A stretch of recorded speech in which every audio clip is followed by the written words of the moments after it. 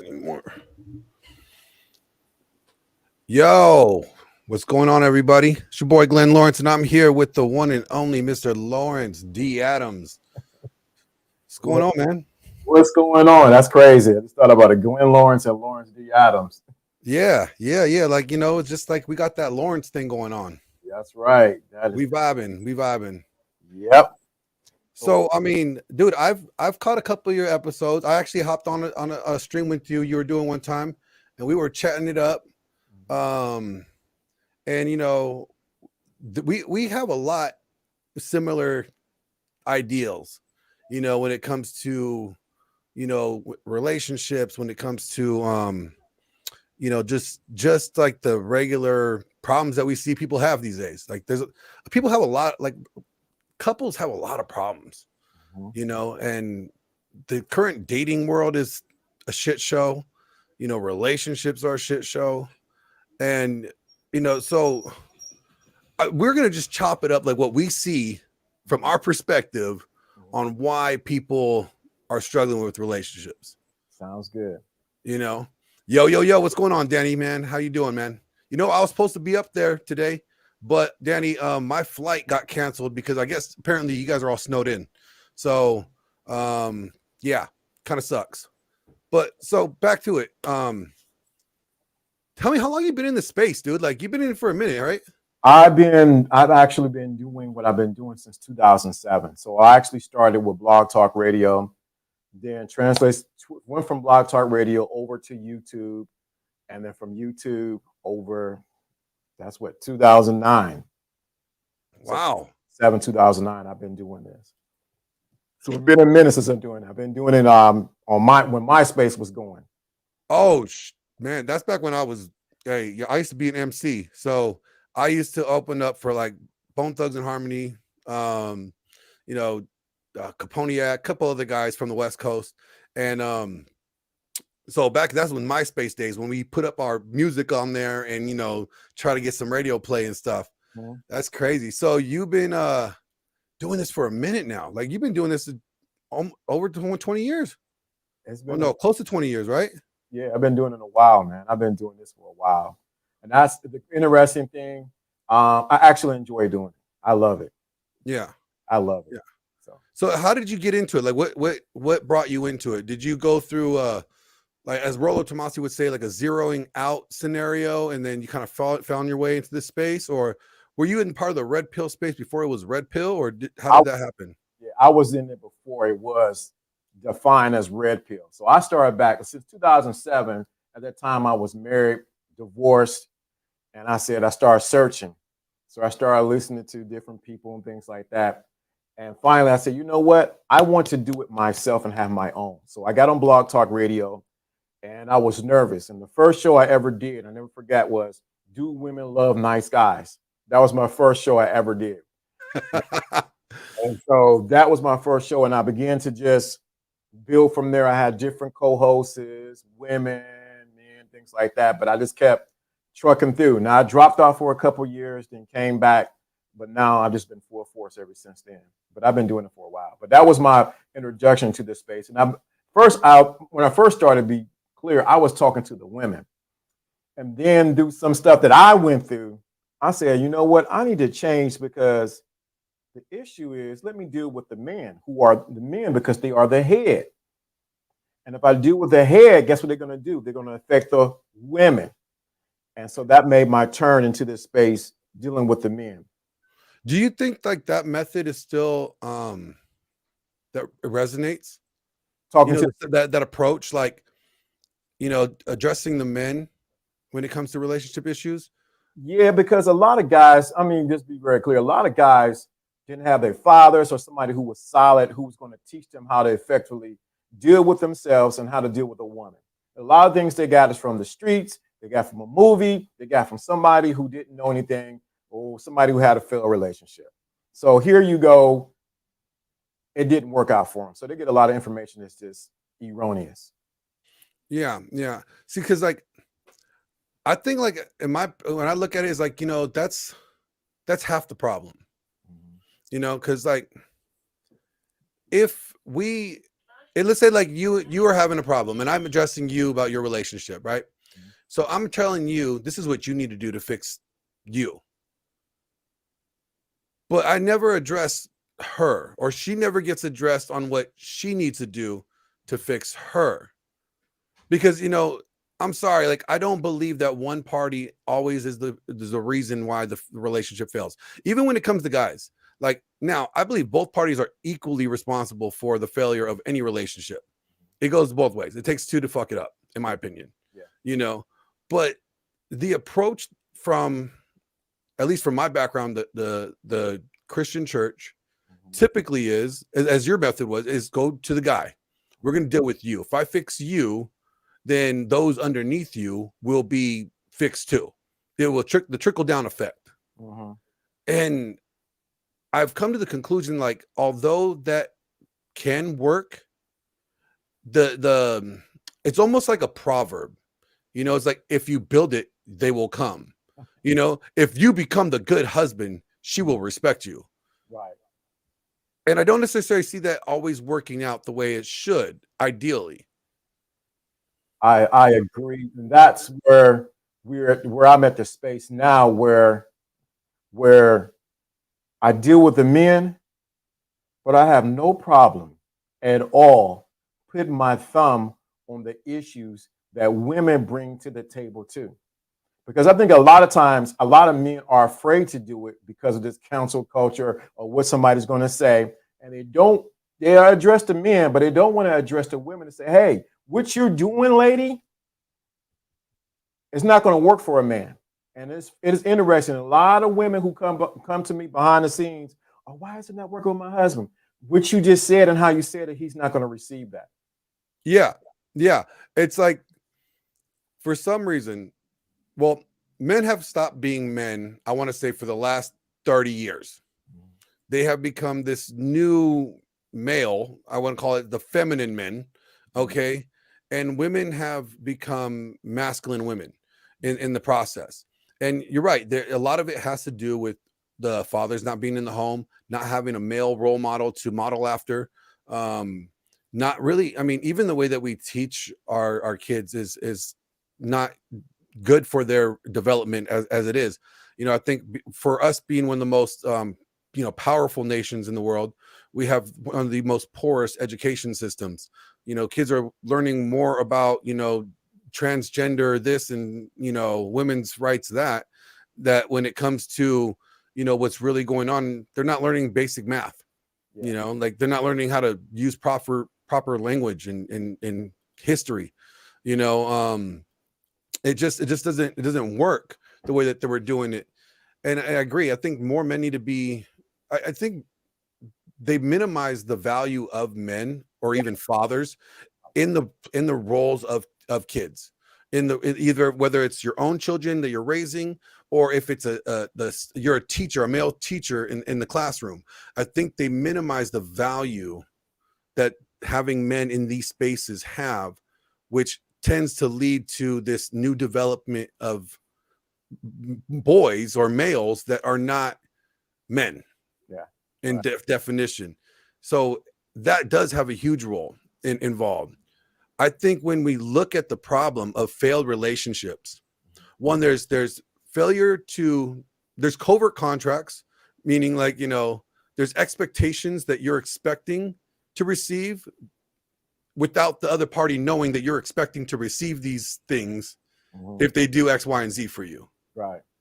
And I think that sets people up for failure. I think also when you look at the fact that the way that this egalitarian, let's just call it what it is. This whole idea that men and women are equal. I don't know where they get it from. I think it's a lie that they created themselves just to make themselves feel special.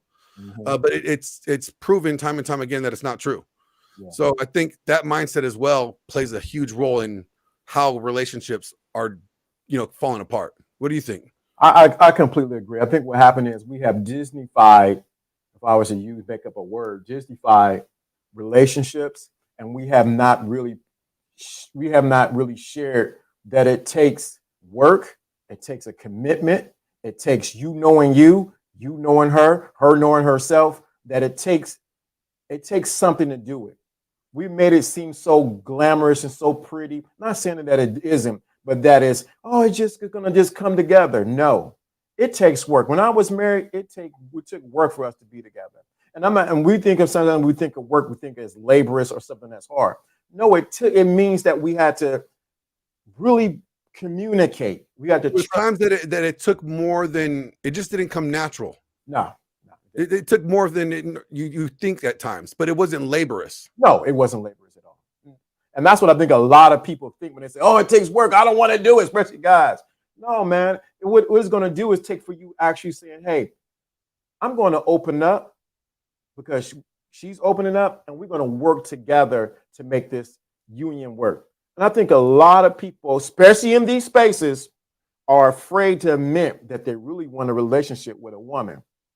Yeah, you know what? There's a couple things that I find in this space that I just don't align with. And you know, the whole thing with the red pill, it's a praxeology. So that means, you know, basically, and I love the way Rollo says it at times. He's like, hey, these are just tools. Mm-hmm. Take the tools that you feel that you need and that you want, and use them, put them in your tool belt, and apply them when you need them. That's right. You don't have to do everything that everyone says that's in the red pill. You just do what works for you. Mm-hmm. And I find like certain rhetoric is just not productive. Like every guy is not going to be an alpha. Let's just call it what it is. Here's the thing. The minute I hear somebody tell me that they're an alpha as fuck, this 47, 28, lone wolf pack, you know, howling at the moon type of shit, I'm like, okay, you just told me how much an alpha you're not. Correct. Same thing with the boss babe. If I hear another woman call themselves a boss babe and I find out that you're on welfare, okay, you are not bossing shit. Right. It's these false, you know, things that they feel like they have to be. I have to be an alpha. Well, it's great to have alpha qualities. It's a great to have alpha traits. Absolutely. Women are attracted to men with alpha traits. 100%. You don't have to be completely an asshole to do that, though. You could still have your what they would consider blue pill or beta qualities in the sense of how you treat a woman, you know, and still be considered an alpha man. You know, like you don't have to be all the way over here. It's like they're so polarized. It's either you're way over here or you're way over there. Right. Nobody how to bring it all together. Because when I hear people say, oh, I'm alpha this, I'm alpha that, that's a sure, like you say, it's a sure sign that you are not alpha, because the alpha does not announce that he's an alpha. His presence, his character, what he says, and how he moves shows that he's an alpha. Second of all, another thing is we are so polarized being beta that no one knows how to treat a woman right. Yeah. It is not beta to get a woman flower if you coming from an alpha mindset. Exactly. It's like they destroy the whole idea of understanding what frame is. Like if it's in my frame to treat the woman in my life a certain way and give her certain things, because that's my frame, that works for me, that's my mission, that's my goal, that's what I want. I'm not being forced to do it, or nobody's telling me I have to do it. It's something that I choose to do. Then that's the most alpha decision I make. Just because you think not, that's your business. I don't care what you think. You know, it's like people are so concerned, like, I can't look like a simp. You know, like, oh, I took my girl out for shopping, I can't look like a simp. Like, you know, like, bro, dude, you took your girl out for shopping. That's cool. Have fun. Pieces. You know, like, why does it matter? But it's like, you know, you got some guys in here that like will say, like, you know, alphas do X, Y, and Z. I heard somebody, I'm not gonna throw names out there, but I heard somebody say, like, you know, alphas don't care if their women orgasm. And I'm just like, really? I take pride in that shit. Okay. Like my goal is to be the best. Right. Okay. The whole point of being alpha widowed is the guy was so goddamn good in bed that you are only thinking about him after that. Right. So when you say alphas don't give a rat's butt about pleasing a woman, I'm just like, that doesn't sound congruent with being alpha widowed. And you know what? I'm gonna tell you the craziest thing. A lot of times, these people who say I'm being alpha, if you were to check their relationship account, they have zero in it. They have not dealt with a woman, so they're only dealing with precepts, ideologies, and perceptions that they think work with women, but they never been with a real woman. They're normally stuck online and they don't go out there in the real world and deal with real women. I got time in for dealing with real women. It's a difference. And you can hear it in the way the person deals with the individual or deal with the woman. You deal with a woman, I can't be like, get over here, do this. I'm gonna slap you down the steps. I'm going to jail in a few minutes or so. But I can be like, hey, we go in this direction. Let's do this. Okay, baby, I got you. I'm being who I am, but guess what?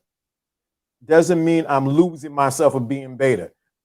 Yep. Shout out to Lawrence. I think he's one of your guys. Yeah. What's going on, Lawrence? Appreciate you coming by, checking out the show. You know, I find interesting is like, so besides that, and the idea of, I just think there's a lot of like, this space could be really good for a lot of guys. And the problem with this space, we're going to get into the relationships aspect here in a minute, but the problem with this space is that it, as much good as it does, the good is tends to be clouded behind, you know, beefs. Also it gets clouded behind, you know, people changing things that make them look better, right? You know, you got some guys saying that, oh, you don't need to do this, or you know what, you should do this. Body counts don't matter. Body counts matter. Like, you know, you're a beta if you think body counts matter. You're not a beta. It's only right to think about body counts. It's like there's no consistency in when it comes in this space, and you get guys that are trying to figure this out and trying to figure out relationships and trying to figure out how to move, and then they just lose it. They don't understand. And I think that's where the content creators in this space have a responsibility, right, to either preference what they say correctly. You know, if you're saying, well, body counts don't matter if you're just looking to hook up with chicks, that makes sense. Because it's just looking for booty calls. You're looking for one night stands. You're not looking for anything serious. Then I could say, you know what? Yeah, her body count doesn't matter.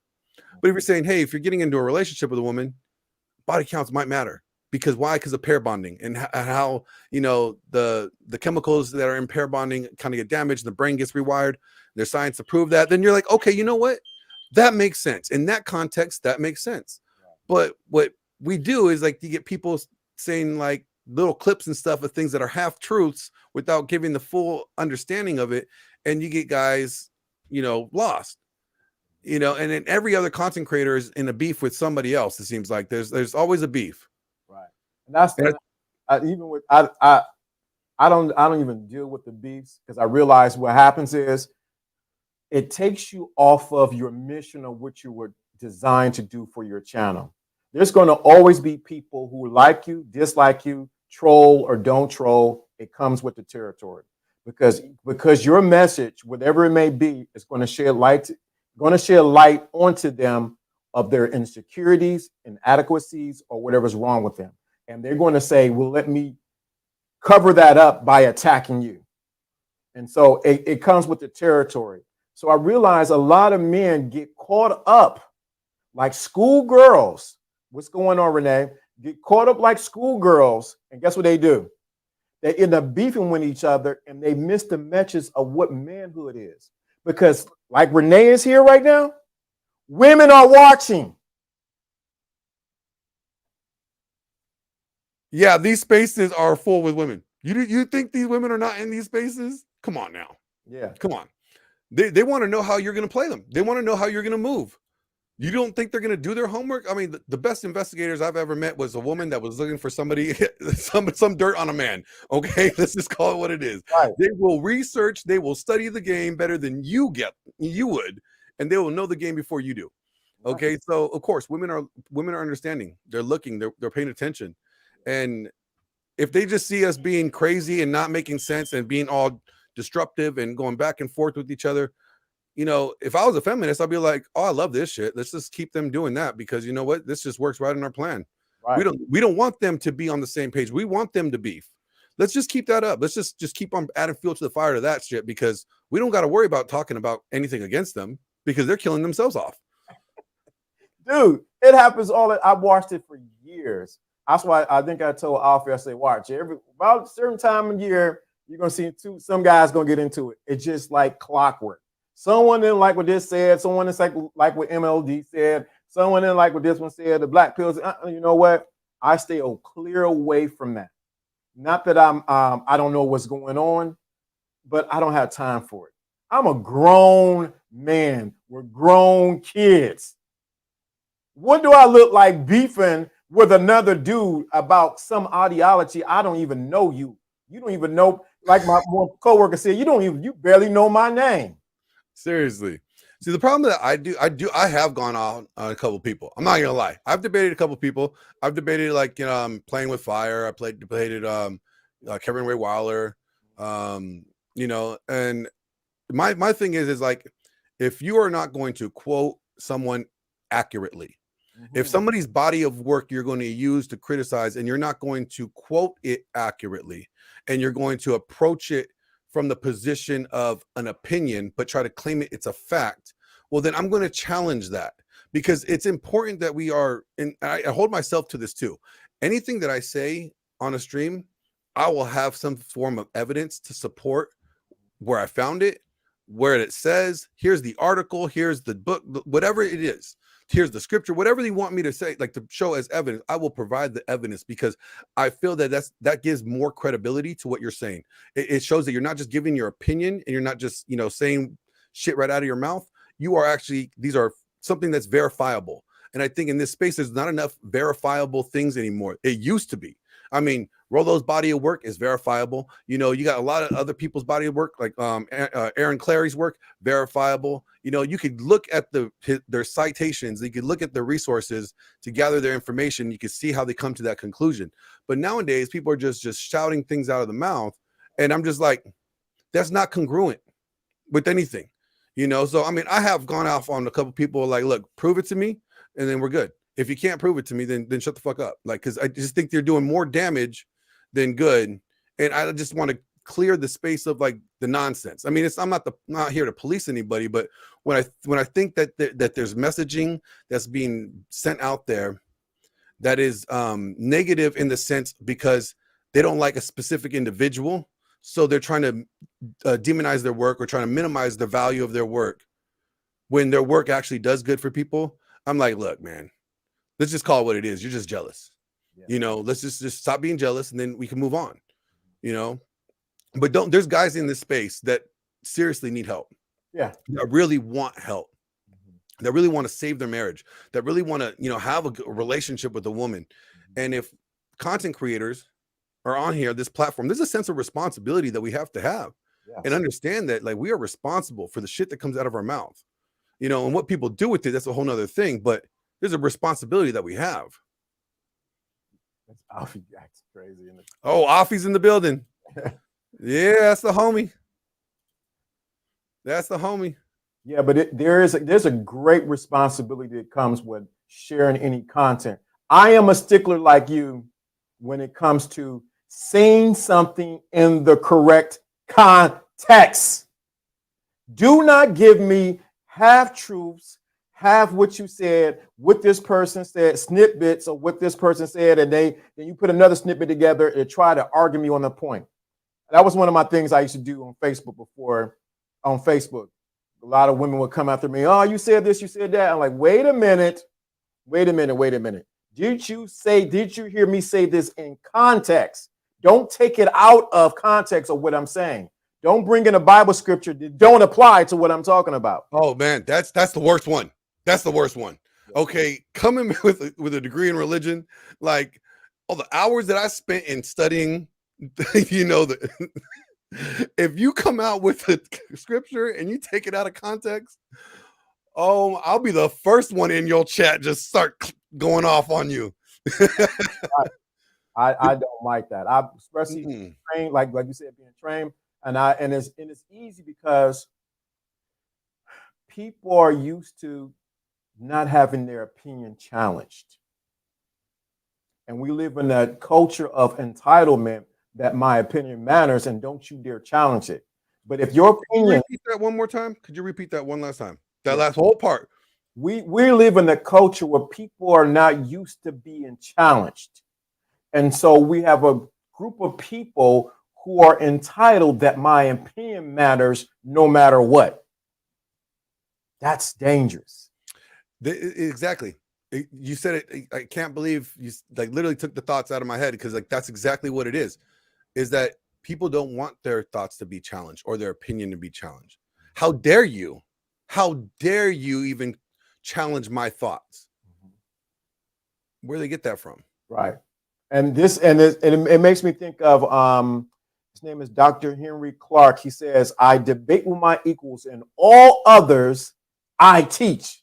Some people are not even qualified to even come up here to even debate with us because they don't even have the experience now or the background that we both have, especially in the Bible, life. Yeah. Oh Yeah, yeah. damn word to us. Yep. And you know, it's funny that since we brought the Bible up, and I was telling you earlier, you know, I think the reason why relationships are so damaged where they're at right now is, one, personally, if you don't have to believe in the Bible, but if you decide to use the Bible as a reference, you know, to examine stories and see how things were successful and see how things were failed, you know, and just use it as a reference, right? Then I think you still get the great good out of it. You don't necessarily have to, again, you don't have to believe in God or in everything, but if you just use it as a tool to see what a good life looks like, that I think that's beneficial to everybody. Now, for those that are in faith, I look at it as like, if you are not playing the roles of a husband according to the scripture, and or you're not playing the role as a wife according to the scripture, not the interpretation of, you know, the what they call themselves, the evangelical feminists, or, you know, the feminist side of the church. Like, if you don't apply according to the way it was written and how it was written, then you're going to have chaos. You're going to have problems. Things may work for a while, but there will be a struggle. I used the analogy earlier with you that it's like if your car requires 91 premium gas tank, you know, gas, and you keep on filling it up with 87. Now, it will run for a while, but over time, the engine will be working harder. It's going to get dirtier. You're going to have more problems under the hood. And outside, it'll look perfect. Your car looks clean outside, but under the hood, there's going to be more problems, and it's going to break down eventually. And it's going to you're not going to get as far with that vehicle as you could have if you would have done it correctly. And I don't see people applying those basic understanding of relationships according to how the scriptures will lay them out, even in the church. And we're seeing the divorce rate in the church not too far behind the people that are not Christians. Right. What are your thoughts on that? I think a lot of times even in the church, we have glamorized marriage, relationships, and not realizing that the Bible actually gives the blueprint on how to have a successful relationship, first with God, with yourself, and then with everyone else around you, and especially in a relationship. It's giving you example after example after example from Genesis to Revelation on how to have a successful relationship with God, yourself, and with the woman, because we're talking to men, with the woman that you want to be with. If you would just look at the example and not get all spiritual and fall out, speaking tongues backwards and forwards, and and do everything else, and realize that, hey, this is showing me if Proverbs will get you so right and get you. You know, I read Proverbs every day. Yeah. You know, and I'm not like, again, I'm not as active in the church as I used to be. Like I said, I used to be a youth pastor, and you know, I was on board. I was literally filling in on Sundays when the pastor was gone. You know, I was on the pastoral board. You know, and when since I'm not there no more, like, I mean, I still hold the values of it to the letter, but I realize, like, you know, the church is part of the problem in this sense, because they teach certain things in the Bible. And actually, really what it was is I heard this from someone else, and they hit it right on the head. It's like the church is not teaching the entire congregation. It's not preaching or discipling to the entire congregation. They're only talking to the men. Husbands, love your wives. But when it comes to wives, submit to your husbands in everything. They kind of gloss over that part. They're like, husbands, you need to love your wives as Christ loved the church. You need to do better, husbands. And husbands are like, okay, I'm gotta do better. But if you don't address the fact that wives, if you're not being submissive to your men, that's going to cause calamity and chaos. And it doesn't say like you could be submissive when you choose to. No, it says submit to him in everything. So I hear pastors even say like, ladies, you need to let your husband lead. No, you don't get to let him lead. He is supposed to lead. That's his ordained position. And if we don't point that out and make that a point to see like, look, you don't have this. When you got married, you surrendered your independence and your authority that you had over individual self, and you handed it to him. That's the part of the submission. And just like as a believer, handed over his choice to choose life this way or life that way by following Jesus. So it's like there's a handover of authority that you do, ladies, that your husband's supposed to have. But if he doesn't have that, it's like a police officer with no badge. What good is he? I'm gonna say that because I'm from the church and I know it. What has happened is the church has become the surrogate husband to women. And what we have experienced is the church is afraid of the woman in the church because she's the one bringing all the financials into the church. So I don't want to stir her up. If I say these things, it will make her upset and make her leave. So the church, not the church as the spiritual church, but the church as the building, as the local body, has become afraid because they don't want to stir up the pot, because they know if they stir up the pot, they may lose the pocketbook that comes into the local church. Oh, absolutely. Think about how many programs that the average local church has. And one of them is probably a men's breakfast once a month. But I guarantee you they'll have like 12 or 14 different mommy and me classes, Christian yoga, book club, all these different programs for women. But men get once a month, if that. And that's also because, men don't really gather unless we need to. Unless like, hey, I need my car worked on. Lawrence, can you come over and help me work on my car? Yeah, cool. Then we'll chop it up and we'll get down to business about things. But it takes an action, an activity for us to do to make guys gather on average. Women just want to gather just to gossip. So of course they want to gather, so it's the approach as well. But you're right. Like, if we don't do things, if we're taking things away from the church is not fulfilled. It's all about accountability. If you really think about it, all of this stems down to accountability. The church is failing to be accountable to its flock. All right. So now the flock is not having anybody be accountable to them. And then on top of that, husbands failed to be accountable to their role from the beginning, which led to what we see now. Right. But now we have it on the opposite end, where it doesn't matter whether or not the husband is actually being accountable. The wives are no longer choosing to be accountable and no longer willing to choose to play their role. So now you gave them that power. They have that power and that freedom now to do whatever they want. And it's like, how do you get them to want to surrender that? You're not going to unless they choose to surrender that. Right. Because submission is a choice. Oh, yeah. And there's a difference between obedience and submission. Yeah. How would you define the difference between obedience and submission? Wow. Just to play on a word, submission is, of course, being under someone's mission. Obedience is just, both of them are a choice. And it's been a while since I looked at the definitions of them, so forgive me on that part. But obedience is something that is, to me, is more sacred. Something that I reverence, I'm going to be obedient to. I look at it kind of like the opposite. Okay.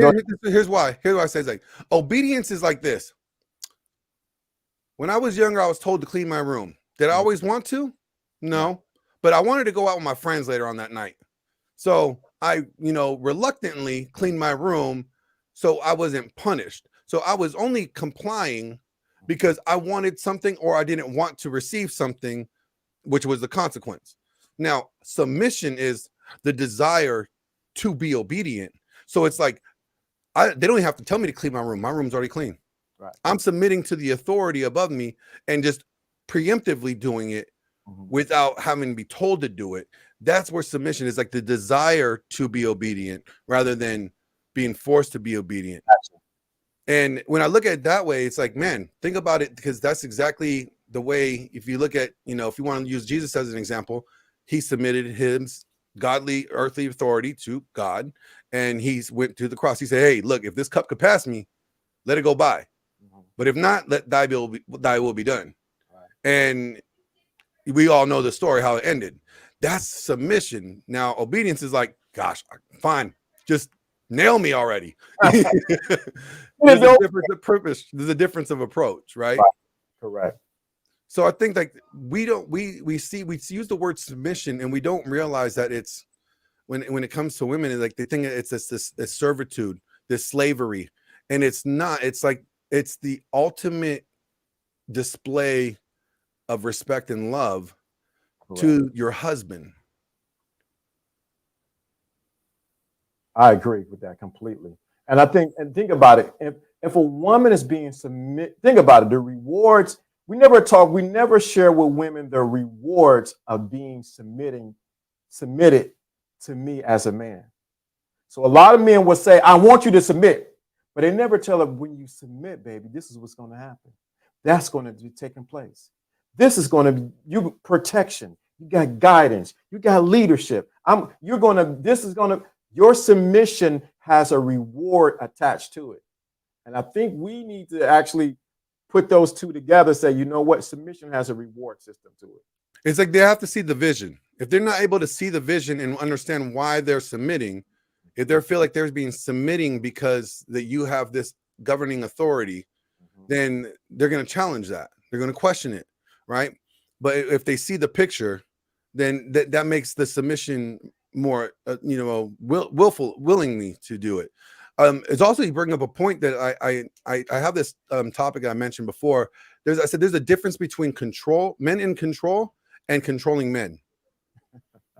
Okay, and a man in control knows that he has no control over anybody but himself. But a controlling man is going to try to force control onto others, right? And I'd say the best way to look at it is that a man in control is a man that's in his own frame, right? So if this is the standard that I want my spouse or my partner to be with me, these are the expectations and the boundaries that I have for my relationship, and she just doesn't want to do that. She wants to step outside of that. I'm not controlling her. I'm not telling her she can't. But what I can do is say, because you do this, I'm not going to be with you. This relationship is over. You crossed the boundary. Oh, you're being controlling. No, I'm not being controlling. I'm just telling you what I'm not going to allow in my life. And that's not controlling.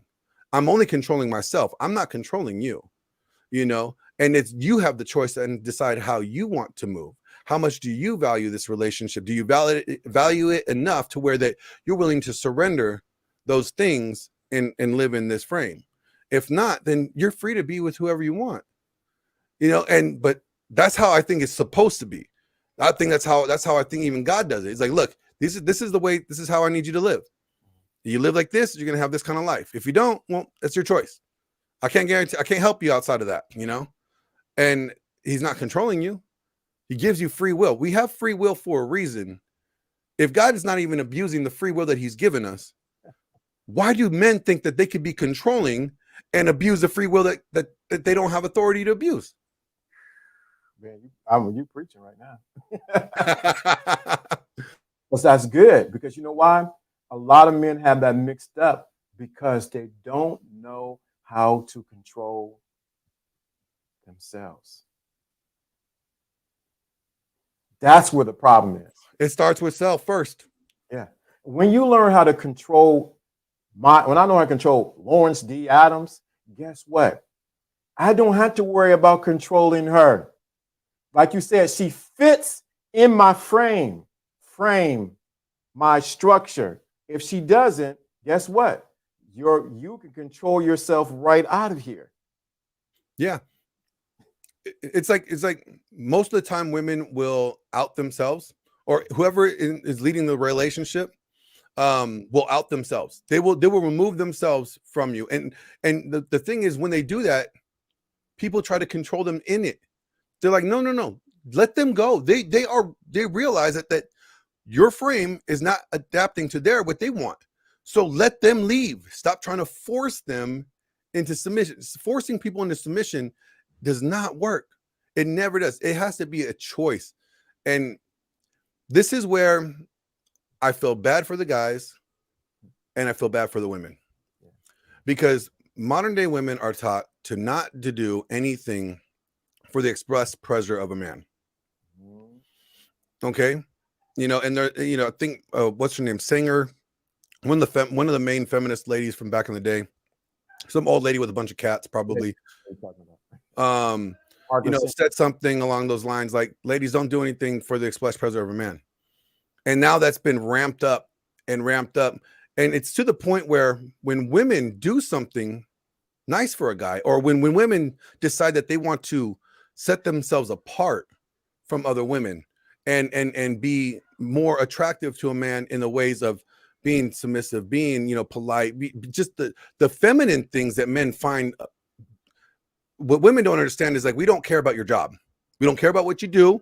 We really don't care, because we do things too. Okay. And when we get into a relationship, we go in there knowing that, guess what? I'm the one that's going to be providing for her. That's my responsibility. So what you do, your job, it doesn't matter to me. But what matters to me is, like, are you kind? Are you sweet? Are you not? Are you complimentary? Are you not going to argue with me over everything? Are you going to play your position as a feminine wife, partner? If not, I don't care how much money you got in your bank. I'm just not going to be with you. Yeah, that's so true. But that's why I go by the 3 P's. That's just my 3 P's. Peace, peace, and peace. I'm already have a peace of mind. So you can't, I don't need you. I need you to add to my peace that I already have. I need a piece of pie, cake, something cooked, whatever the case may be. And I need a piece in that bedroom. You got a piece of ass, piece of pie, piece of my house. I promise you, if those 3 P's a man would do cartwheels just for those things. Somebody brought that to my attention today. She said, you know what? I ain't worried about no other woman, because you know why? She can't give you the peace and I'm giving you right now. I said, oh, really? I had to really look at her. She knows that she's bringing value to my life and that no one can take her position. Yeah. And here's the thing, like, guys tell women that they need to, that he wants a woman to be his peace. And I tell guys all the time, no, she just can't disrupt your peace. Okay. You facilitate your peace, but she cannot be one to disrupt it. Meaning she cannot be bringing things in that's going to cause calamity. She's supposed to be a helpmate. So if you have already facilitated the peace, she's supposed to help that peace maintain, not bring it in for you, fellas. Like, I don't get that. And a woman, I think it was, Thor, right?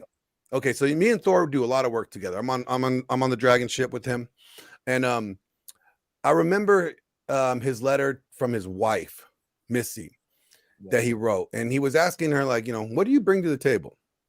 Just asking her, and she said, I bring your legacy. Dude, come on, man. Women typically go, I am the table. What are you talking about? Like, I'm me. I'm the prize. And the way that she responded, it showed humility and showed value in him. Like, I bring your legacy. That's what I bring. And it just, that right there is mind blowing. And if women understand that, like, that role right there, yes, you could be as sexy as hell as you want. You could have the most banging body. In 20 years, that body ain't going to be banging. It's going to be banged up. Okay. And, that's just because that's how life is. Yes. But what do you bring outside of that? If you have no value outside of that, then everybody's going to just think you're for the streets. Yeah. And that's what I think a lot of women don't understand. They don't understand their intrinsic value that they bring to a man. The Bible talks about it in Timothy, and I can't think of where it is. The woman, adorn yourself on it's what's in the inside of you, not on the so much on the outside. It's the woman on the inside that causes a man to say, you know what, I'm here for the long haul. I'm here. And I think what happened is we are so focused on BBLs and lips and hips and tips, which I don't got nothing. I don't like BBLs, but I like all the rest of the stuff. Like look, guys, those are all great qualities to have. Like, I mean, initially, that's what you're looking for to get it on with. Yeah. You know, and a lot of guys, you know, mistake game for real game. Like, they think because they could get a whole bunch of bodies in bed, that's real game. No, real game is able to maintain a relationship, keep that woman wanting to maintain herself in your frame over an extensive period of time. Okay, so if you have real game, that means you could have a relationship with a woman that she chooses every day for the rest of your lives, that she picks you every day. That's real game. That right there is the test of real game. What you just said right there, all this, I got games, I can do this. Anybody can acquire anything, but it's your ability to maintain shows what? That your game. Longevity. That shows longevity. Bruh, I'm telling you, it's one thing for me to get the car that I have. There's another thing for me to have it for a year later. That means I'm able to maintain that particular luxury car. And you know what that means that you're doing? That means you're paying the cost to be the boss. Come on. Paying the cost to be the boss. Dude. Too many guys don't want to pay the cost to be the boss every day. They don't want to be consistent in it every day and do what's necessary every day to play that role. They think that, oh, I did it yesterday, that should give me at least 3, 4, 5 days. And then they fall off, they're inconsistent. And then women are like, look, women need security.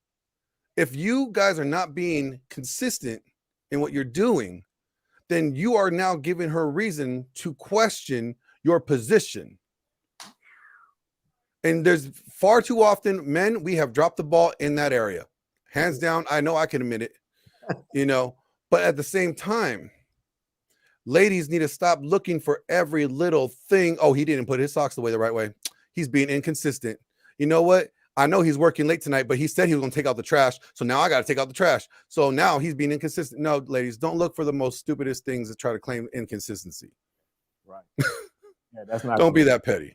No, because what's going to happen is Proverbs talk about a woman tearing down her own house.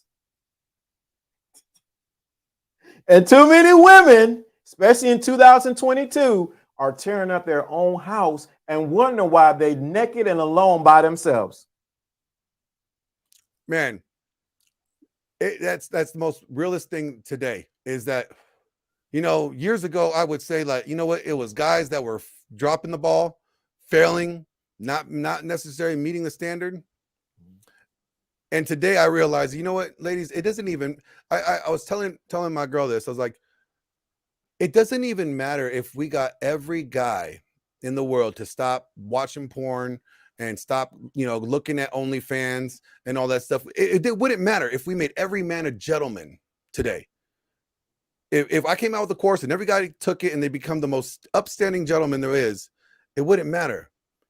Because at that point, the women that are alive around would not be valuable enough for them to settle with. Because it takes change on both sides. And this is where women and men in this space tend to not realize is that it takes two. Like, my ex-wife cheated on me several times, and I didn't know it until the last time that I found out about all of them.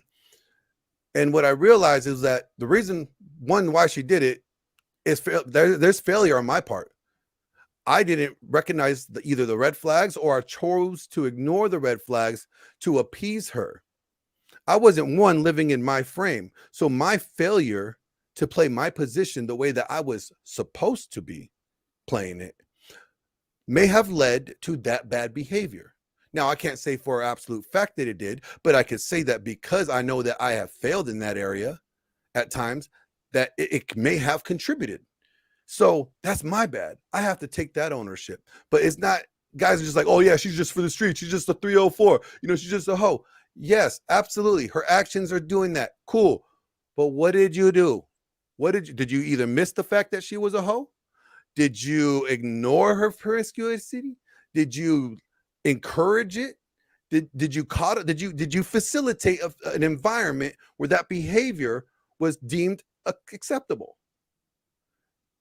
And guys don't realize that just because she did something foul doesn't mean that you didn't contribute somehow. Let's see. Now what's going on, Yahoo? Let me say this. Now, this is when I go into the esoteric stuff. And because I've been on both sides of the cheater and the cheated. Where I had to look, where in me have I been cheating on me for me to manifest her cheating on me? That was it. Profound. Let me say that again for those in the back of the stadium. Where in me have I been cheating on me for the reflection of her to cheat on me, for to show up, and then vice versa? You can only attract not what you want, but who you are.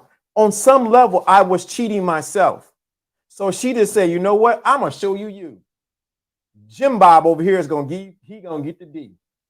She's saying, you know what? I'm going to reflect the value that you show me about you. I'm going to show you the same value that you show yourself. Dude, right there. Most guys don't want to take that gospel responsibility because they're afraid to look in the mirror and say, hey, wait a minute. I might be the hoe that I might be attracting hoes anyway. Exactly. The reason why you were dealing with hoes is because you are a hoe. It's like, you're not the repellent. You're not pushing them away. It's crazy. And here's the other thing is, like, ladies, do you know why you're losing men? The reason why women are losing men left and right is because for the longest time, you have been working on becoming the men that you want to marry. Whoa. That's a Rollo Tomasi quote.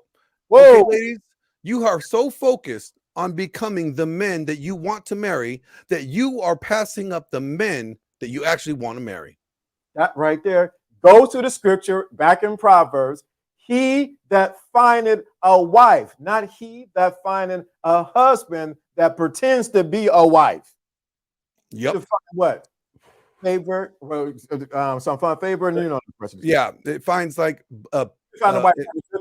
He who finds a wife finds she's like a crown or the jewel on the crown of his head. Yep. But he can't be a jewel crown on the head if you're trying to be the head.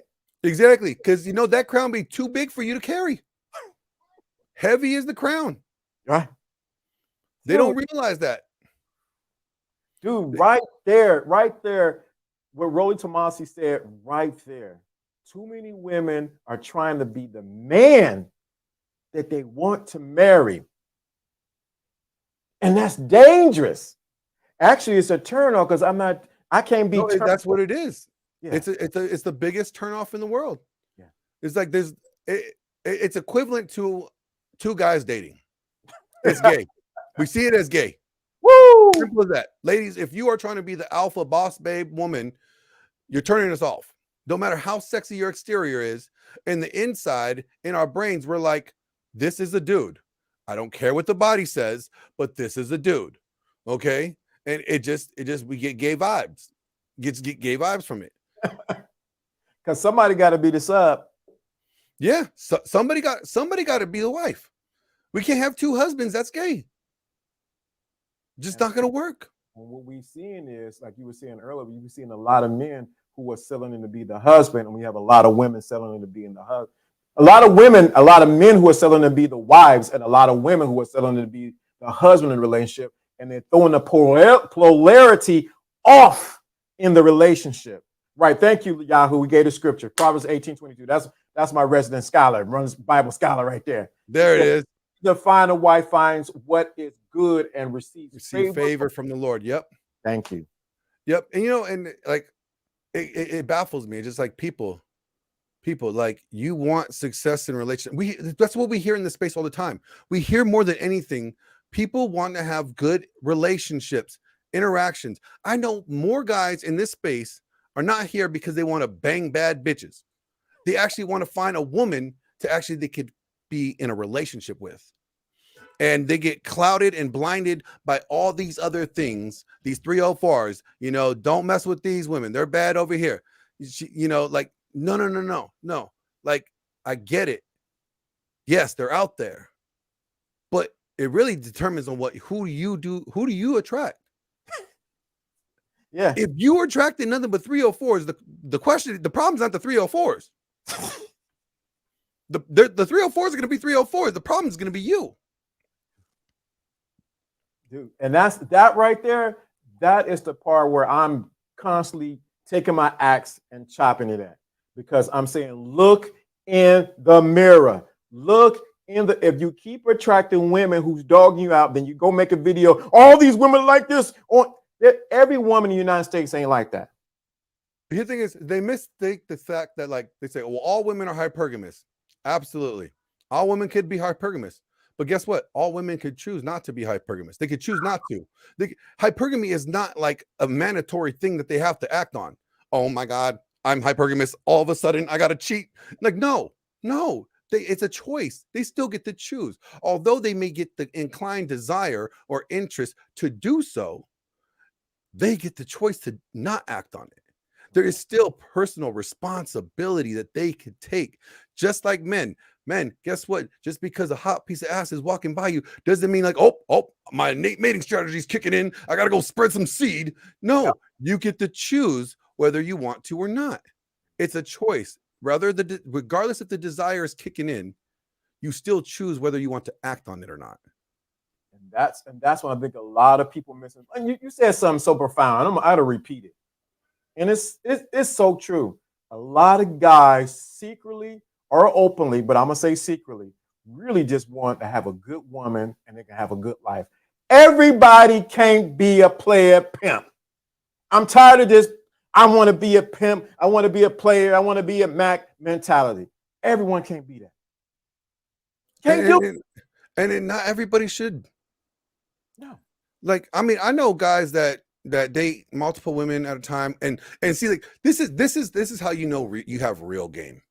All right, and if you really want to talk about it like that, in that aspect, being a player, I have a friend that dates women, and he's married, and his woman talks to the other women for him. He's not hiding it from her. She knows exactly the scenario that they do. That's what they chose. That's the lifestyle that they chose to live.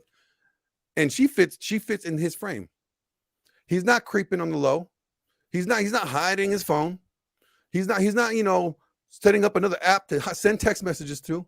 He's not using Telegram to Snapchat with his booty call and leaving his number for his old lady. No, he is 100% real to her. She's the one responding to his other girls on his phone for him. Hey, can you send her so-and-so this? Yeah. That's being authentic. That's being honest. And here's the other thing. Too many guys try to play the nice guy, right? And they're I think the nice guys, honestly, are the worst guys in the world.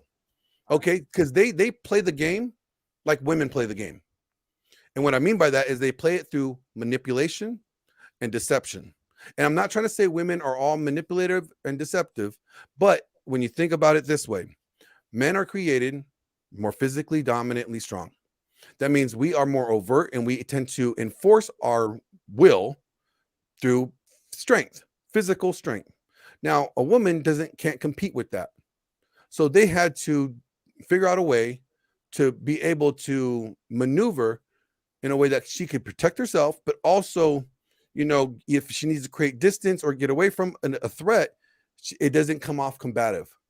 So they had to develop the skill set of manipulation and deception. It was for survival. Yes. So these are skill set that women tend to have that tend to operate with men is manipulation and deception, right? Cloak and dagger type of stuff. That's why guys say like, oh, she's sending me mixed signals. Well, because she's not being direct with you, or she is being direct with you. You're just not seeing it. But these nice guys, let me tell you something about these nice guys. These nice guys are the dudes that pretend to be the good boy. That to pretend that, oh, I just want to get to know you. You know, like, oh, you want to go on long walks in the park? I like that shit too. You want to watch a chick flick? Shit, I got tons of them at home. We can watch The Notebook. Never. You know, they play that card, and then as soon as they get what they want, they're gone. They're gone. And the reason why they play that way is because they know that they are not the guy that would go, if she saw him, that she would be like, I want to jump his bones right now. So since they fail to level up and become that guy, they use manipulation, which is a female tactic, on women. And that's why women hate men that do that so much, is because they beat them at their own game. And I'll be honest, man, I didn't dealt with numbers. Women love men who are direct and honest about the interaction. If I can show the messages, the receipts, as most people want to say on these YouTube streets, of the women say, I wish more men would be more direct and more honest with me than what they are. I'm tired of this, like you saying, these playing these games. Let's walk on the beach. No, I don't want to walk on the beach. I want to get to your beach. Plain and simple. She has to say what it is. Yeah. Then she has a choice. What? Guess what? I don't want to play. I don't want you to play on that beach, but I don't want to do this. Good. I can leave then, because that's not what I want to do. She has a choice. Many times when you being the nice guy, I'm like you, Yahoo, putting that scripture right there, Deuteronomy 30 and 19. I call heaven and earth a witness against you that you have set before you life and death, blessing and curse, and therefore choose life that you and your offspring may live. Deuteronomy 30 and 19. We rob women of the ability to make a choice because we ain't being honest. Just be honest. Say what you want. Women, you will be surprised what a woman would do if you just straight up and say, hey, I don't want greens. I don't want fries. I want chicken wings from Wingstop. That's what I got today. Wingstop. So. No, you're right. It's like, you know, if men are supposed to be the standard bearer, but they're not being the standard, then by default, you're allowing women to come up with their own standard. And now that they're going to enforce that. And now you find yourself in a position where you're trying to meet their standard. When it's never been that way. See, men are supposed to be the gatekeepers of relationships. Okay? We don't have a relationship unless I say we do. So, when it comes to men deferring that authority, see, here's the thing. The problem is guys put so much emphasis on what's in between their legs, right? That they will give up heaven and earth for 30 seconds. It's like they will surrender their title, their headship for that. I mean, think about everybody in the Bible that has surrendered or failed to uphold what God has told them to do. Samson, don't tell nobody about where your strength comes from. Okay. Delilah nagging. Okay, fine. Here it is. All of a sudden, what happens? He surrendered his headship. He lost his strength. Now, eventually, again, in his death, he got his strength back one last time after getting his eyes plucked out, and then he ended up killing all. But he went through hell to regain it, and it was short-lived. Did you catch what you just said, though, man? We're gonna vibe with the Bible stuff, dude. They plucked his eyes out. He lost his vision. They had to guide him to push the pillars to kill the Philistines. Too many guys are losing their vision. Why? Because they're cutting covenant with their dick and don't even know it. They're looking for that one eye wonder instead of using the two eyes they have on their head. And that one eye only can see about 6 inches, so you ain't gonna see very far. Dude, That's the problem. And I can say, because I failed there. I've been there. You looking at it, I'll be the first one to say it. I was driven by my lower nature, that I didn't allow my higher nature vision to see that this particular woman or this particular situation was trying to take me down. You know what's funny is that, and I'm not trying to, throw shade on women, Mhm. but fellas, you guys know that the Bible is like the first red pill book ever written. Like it literally is, from the beginning to the end. It tells you. I mean, 1/3 of the book of Proverbs are warnings about women. If you guys didn't think that it was important enough, if it wasn't important at all, they wouldn't dedicate 1/3 of Proverbs about warnings when it comes to women. But too many, you know what? It's like every guy is stuck. That like seems like no guy has read Proverbs 7 when it talks about be wary of that promiscuous woman. Don't go to her house. Uh-oh. Don't lay on that bed. Uh-oh. There's a reason for it. Her chambers lead to death. Oh. But no. They don't see that. They just gloss right over that. Ladies, you guys also be stuck on reading what is it?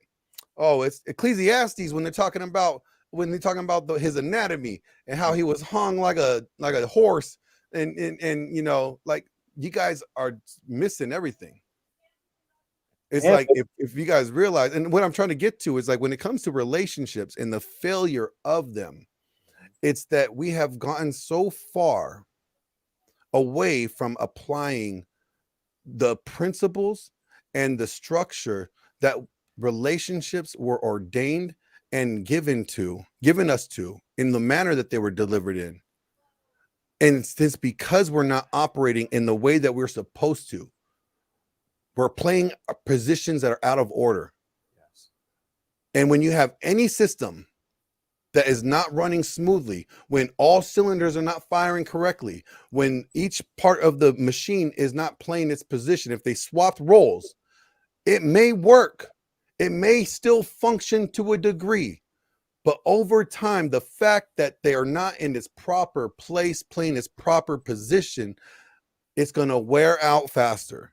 It's going to break down and it's going to fail.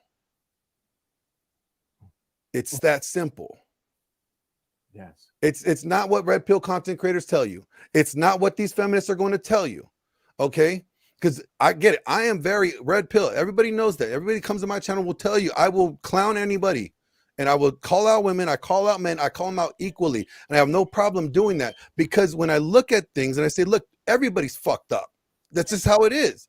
Nobody's playing their role. You're not playing your position. Everybody's trying to be Michael and nobody wants to play Pippin. Okay? Pippin led Michael to championships. Michael didn't get there by himself. Ladies, play Pippin. Play Pippin. You're over here. Right. That's so true. And what happens is people don't realize that the Bible, and I know it's real cliche is what I'm about to say, but it is the owner's manual to a healthy relationship. Not a book of story of history and the history of Jesus and the history of these people in here. Here is our owner's manual on how you can have a successful relationship with you, God, and her. That's where we missing it at. And most time when something goes wrong with the car, the first thing we're going to do is what? Check the owner's manual and go to the dealership and say, hey, something's not working right. So many people have not checked the owner's manual and they're not going back to the dealership. And so they go and junk that car and jump into another one and never dealt with the relationship or the messed up car that they were in before.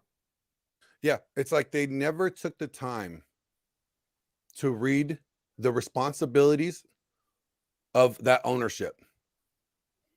See, every owner has, and here's the other thing. I don't want guys to think that you're to blame for every problem in a relationship. I hate when I hear, especially pastors or anybody say that, like, well, it's the man's fault. There's a difference between fault and responsibility. Okay. If your woman cheats on you, That's not your fault.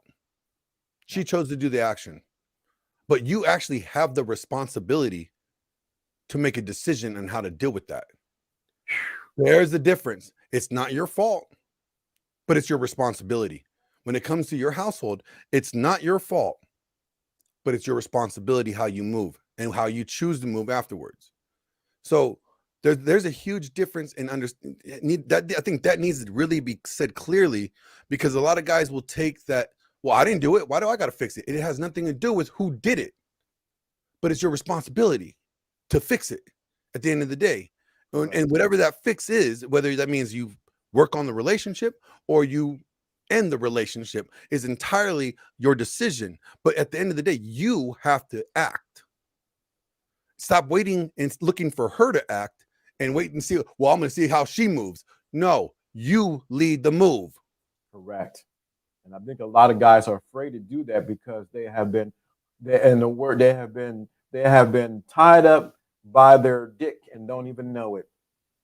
Again, it's like they put too much emphasis on maintaining sexual access, that again, it's like more men are like Samson, willing to sell and trade their authority, their power, the source of their power, their headship, for the hoping and opportunity to gain access to the legs.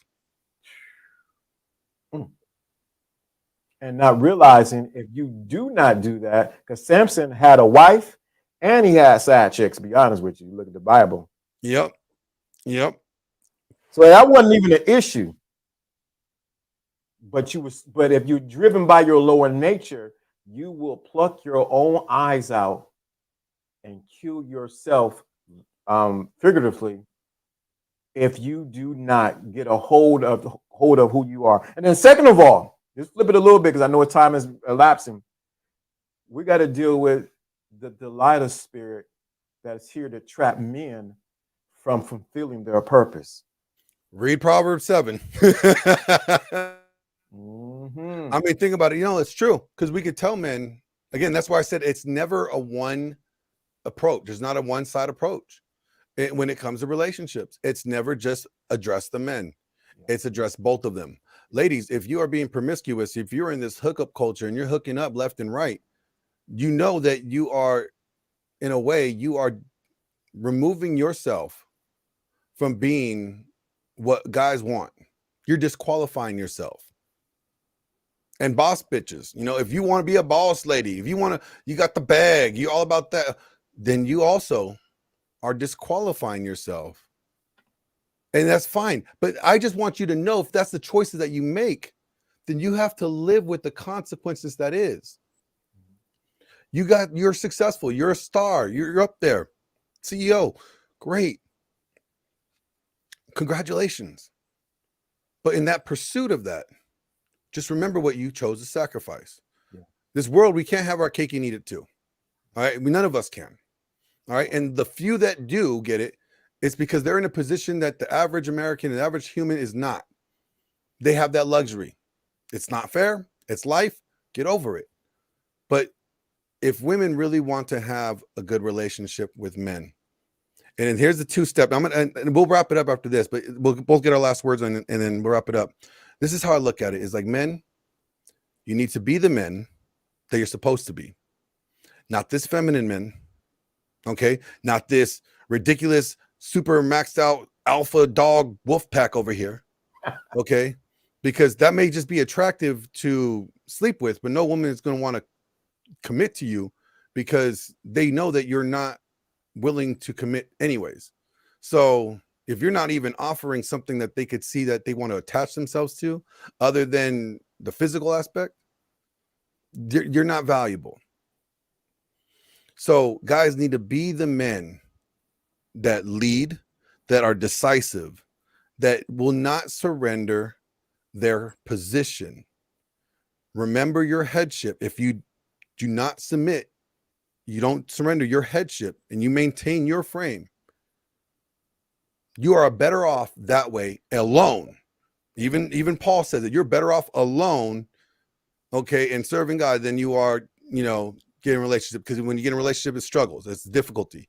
But if you are able to maintain that frame, if you're able to be that man who you ought to be, regardless whether a woman's in your life or not, be that man, you're going to have a better opportunity and better situations when it comes to women than you are if you are trying to please that woman.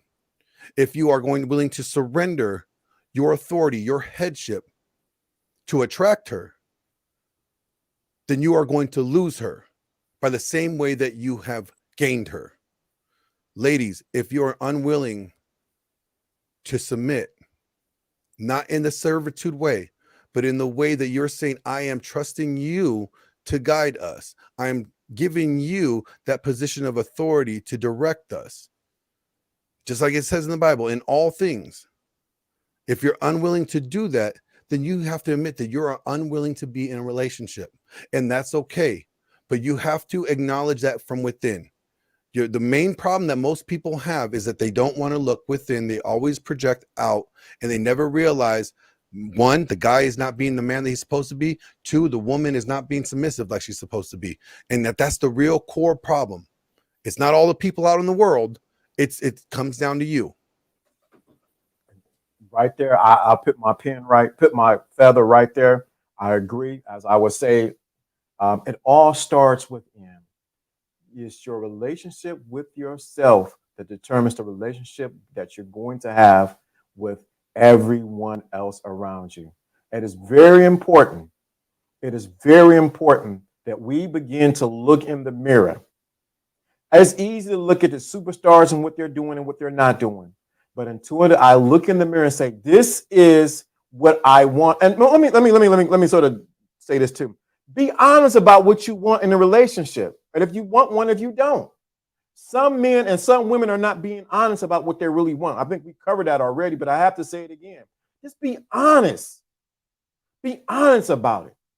Then you will enjoy the fruits of your honesty. And I think it's very important, as you said, that we hold men accountable and we hold women accountable. That's why I teach the gospel of responsibility. I say everybody get the belt, whether you like it or not. Everybody's going. Yeah, line it up. Everybody's getting it, because then what happens is no one feels slighted, and everyone gets the correction that they need so that they can have a healthy relationship. And that's what people really want at the end of the day, Glenn. I promise you. Everybody wants a healthy relationship. You got to have a healthy relationship with yourself first in order to have a healthy relationship with someone else. And because when you have a healthy relationship with yourself, what happens is you're going to attract the what? You should be able to attract the right type of women into your life. Yeah. We talk again first. It shouldn't be difficult. It should not be difficult. And see, this is my girl right here, Coco. And you know, it's amazing when you go from not having a woman that understands that to a woman that understands it, and you see how seamless it could be. I mean, yeah, there's gonna be bumps. There's always gonna be issues, but you can see overall, you're like, it's smooth sailing. Like the engine is running, it's purring. Okay, like I don't have to jump the battery every day. You know, like it's going good. And one more thing I was going to mention, and I'm pretty sure you agree with this, is that another reason why I see relationships failing the way they are, and a lot of guys talk negatively about marriage in this space, and I understand it, you know, and I don't necessarily think that men have a problem with marriage, is that they have the problem with the way we do divorce. The problem is not marriage. The problem is the divorce and how easily it's attainable. It used to be had to be a reason. Even in the Bible said there had to be a reason, and it was infidelity. Yes. Okay, that was the only reason. And then, you know, in our state laws used to say, you know what, you had to have a fault to have a divorce. There had to have been some infraction, something that was egregious to cause the divorce. Now it's like, you know what, I don't like his breath, I'm out. You know, I don't like her bunions on her feet, I'm out. And it's like, that was never acceptable before. Until we realize that we cannot not like the way that we do divorce, and then until we decide, you know, we need to address the way that we do a divorce in America, you're not going to get the value of the marriage back. The marriage value has decreased because the way that we do divorce, they go hand in hand.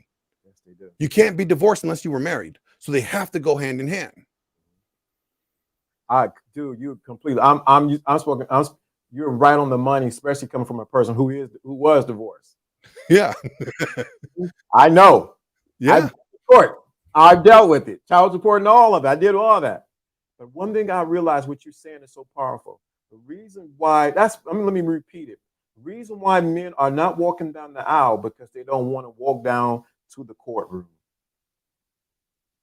They don't want to deal with the what's going on, Wade? What's going on, Fear? So they don't want to deal with the what?